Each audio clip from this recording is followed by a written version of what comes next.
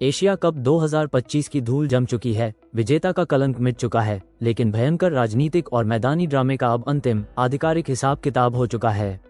भारत पाकिस्तान के कई तीखे मुकाबलों पर हफ्तों तक चली सुनवाई के बाद अंतर्राष्ट्रीय क्रिकेट परिषद (ICC) ने आखिरकार अपना फैसला सुना दिया है और यह एक प्रमुख तेज गेंदबाज के लिए एक बड़ा झटका है।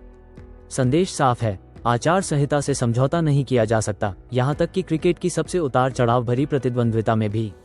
क्रिकेट में भारत और पाकिस्तान के बीच प्रतिद्वंद्विता पौराणिक है, जो अक्सर मैदान पर तीखी झड़पों में बदल जाती है। 2025 का एशिया कप भी इसका अपवाद नहीं था। 3 उथल-पुथल भरे मुकाबलों 14 और 21 सितंबर को और 28 सितंबर को हुए ग्रैंड फाइनल में खिलाड़ियों की कई विवादास्पद हरकतें, जिनमें उत्तेजक हाव भाव से लेकर मैच के बाद भड़काऊ व्यवहार तक शामिल थे, ने ICC के मैच रेफरी के एलीट पैनल द्वारा व्यापक जांच को प्रेरित किया। ICC द्वारा पुष्टि की गई अनुशासनात्मक कार्रवाइयों में अनुच्छेद 2.21 के कई उल्लंघनों के साथ साथ अन्य आचार संहिता उल्लंघनों को भी शामिल किया गया है, जो खेल को बदनाम करने वाले आचरण को कवर करता है। सबसे बड़ी सजा पाकिस्तान के तेज गेंदबाज हारिस रऊफ के लिए आरक्षित है। इस तेज गेंदबाज पर पूरी श्रृंखला में 2 अलग अलग अपराधों का आरोप लगाया गया था। अपराध नंबर 1, 14 सितंबर भारत के खिलाफ शुरुआती मुकाबले के दौरान रऊफ पर उनके विवादास्पद जेट क्रैशिंग हाव भाव के लिए, जिसे व्यापक रूप से उत्तेजक माना गया था, मैच फीस का 30% जुर्माना लगाया गया और 2 डिमेरिट अंक दिए गए। अपराध नंबर 2, 28 सितंबर फाइनल में उन्हें फिर से उसी उल्लंघन का दोषी पाया गया, जिसके लिए उन पर दूसरी बार 30% मैच फीस का जुर्माना और 2 अतिरिक्त डिमेरिट अंक लगाए गए। 24 महीनों के भीतर 4 डिमेरिट अंक जमा होने पर ICC के नियमों के तहत स्वतः ही 2 मैचों का निलंबन हो जाता है। परिणामस्वरूप हारिस रऊफ को दक्षिण अफ्रीका के खिलाफ पाकिस्तान के अगले 2 एकदिवसीय मैचों के लिए निलंबित कर दिया गया है। अनुशासनात्मक कार्रवाई सिर्फ पाकिस्तानी खेमे तक ही सीमित नहीं थी। कई प्रमुख भारतीय खिलाड़ियों को भी अपने आचरण के लिए प्रतिबंधों का सामना करना पड़ा। भारत के T20 कप्तान सूर्य कुमार यादव को 14 सितंबर की जीत के बाद मैच के बाद की टिप्पणियों के लिए दंडित किया गया।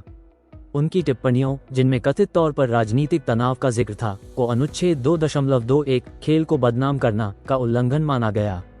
उन पर मैच फीस का 30% जुर्माना लगाया गया और 2 डिमेरिट अंक दिए गए।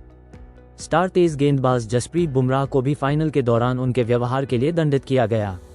हारिस रऊफ को आउट करने के बाद बुमराह का जवाबी जेट इशारा अनुच्छेद 2.21 का उल्लंघन पाया गया। बुमराह ने आरोप स्वीकार कर लिया और उन्हें 1 डिमेरिट अंक के साथ एक आधिकारिक चेतावनी दी गई, जिससे औपचारिक सुनवाई से बचा जा सका। पाकिस्तान के सलामी बल्लेबाज साहिबजादा फरहान को भी सुपर 4 मुकाबले में अर्धशतक बनाने के बाद बंदूक से जश्न मनाने के लिए अनुच्छेद 2.21 के तहत दोषी पाया गया। उन्हें एक आधिकारिक चेतावनी और 1 डिमेरिट अंक दिया गया।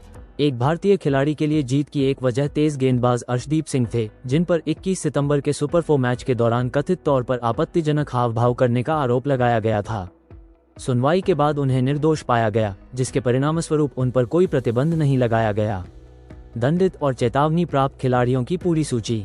हारिस रऊफ पाकिस्तान, अनुच्छेद 2.21 खेल को बदनाम करने वाला आचरण के 2 अलग अलग उल्लंघन, 4 डिमेरिट अंक, 2 मैच निलंबित, 2 पर 30% मैच फीस का जुर्माना। सूर्य कुमार यादव भारत, अनुच्छेद 2.21 मैच के बाद की टिप्पणियां का उल्लंघन, 2 डिमेरिट अंक, 30% मैच फीस का जुर्माना। जसप्रीत बुमराह भारत, अनुच्छेद 2.21 फाइनल में मैदान पर हाव भाव का उल्लंघन, 1 डिमेरिट अंक, आधिकारिक चेतावनी। साहिबजादा फरहान पाकिस्तान, अनुच्छेद 2.21 उत्सव का उल्लंघन, 1 डिमेरिट अंक, आधिकारिक चेतावनी।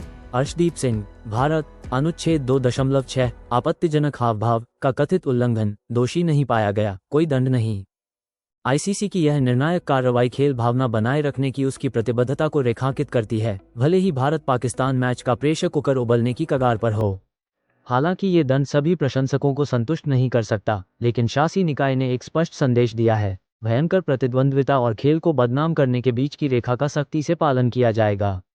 दोस्तों, अब बारी है आपकी। अगर आपको ये जानकारी सबसे पहले और विस्तार से मिली है, तो इस वीडियो को लाइक करके अपना सपोर्ट दिखाएं।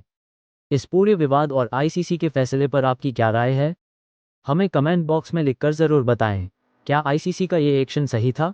क्रिकेट जगत की हर बड़ी और एक्सक्लूसिव खबर सबसे पहले जानने के लिए अभी हमारे चैनल को सब्सक्राइब करें और बेल आइकॉन दबाना न भूलें। जुड़े रहिए हमारे साथ, क्योंकि क्रिकेट का ड्रामा अभी बाकी है। और देखते रहिए क्रिकेट ब्लॉग और यूट्यूब चैनल थर्ड अंपायर। मिलते हैं अगली वीडियो में।